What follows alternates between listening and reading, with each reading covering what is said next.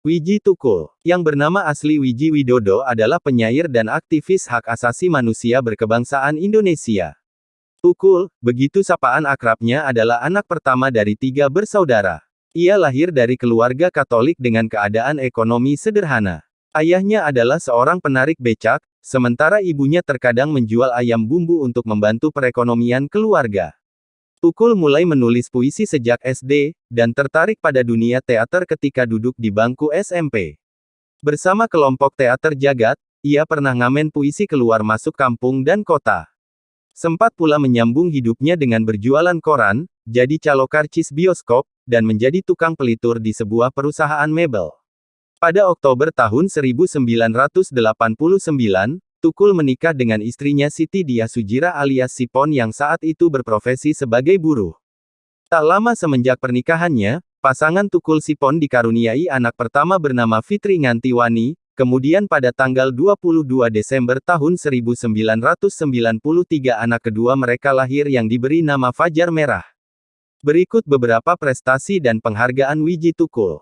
Pada tahun 1989, ia diundang membaca puisi di Kedubes Jerman di Jakarta oleh Goethe Institut. Pada tahun 1991, ia tampil ngamen puisi pada Pasar Malam Puisi, Rasmus Huis Pusat Kebudayaan Belanda, Jakarta. Pada tahun 1991, ia memperoleh Werdeim Encourage Award yang diberikan Werdeim Stichting, Belanda, bersama W.S. Rendra. Pada tahun 2002, dianugerahi penghargaan Yaptiam Hien Award 2002. Dan yang terakhir pada tahun 2002, sebuah film dokumenter tentang Wiji Tukul dibuat oleh Tinuk Yampolsky. Beberapa karya beliau yang populer. Ada 3 sajak Tukul yang populer dan menjadi sajak wajib dalam aksi-aksi massa, yaitu Peringatan, Sajak Suara, serta Bunga dan Tembok. Ketiganya ada dalam antologi Mencari Tanah Lapang, yang diterbitkan oleh Manus Amici, Belanda, pada 1994. Tapi, sesungguhnya antologi tersebut diterbitkan oleh kerjasama KITLV dan penerbit Hastamitra, Jakarta. Nama penerbit fiktif Manus Amici digunakan untuk menghindar dari pelarangan pemerintah Orde Baru. 2 kumpulan puisinya, Puisi Pelop 1984, dan Darman dan lain-lain, 1994. Antologi puisinya Mencari Tanah Lapang, 1994. Puisi, Bunga dan Tembok. Puisi, Kesaksian. Tukul merupakan salah satu tokoh yang ikut melawan penindasan rezim Orde Baru, namun pada tanggal 23 Juli tahun 1998, Tukul menghilang dan tidak diketahui keberadaannya sampai sekarang. Muncul dugaan bahwa Tukul diculik oleh militer bersama beberapa aktivis lainnya.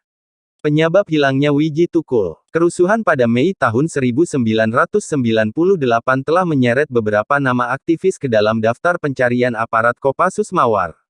Di antara para aktivis itu adalah aktivis dari Partai Rakyat Demokratik, Partai Demokrasi Indonesia, Partai Persatuan Pembangunan, JAKKER, pengusaha, mahasiswa, dan pelajar yang menghilang terhitung sejak bulan April hingga Mei tahun 1998.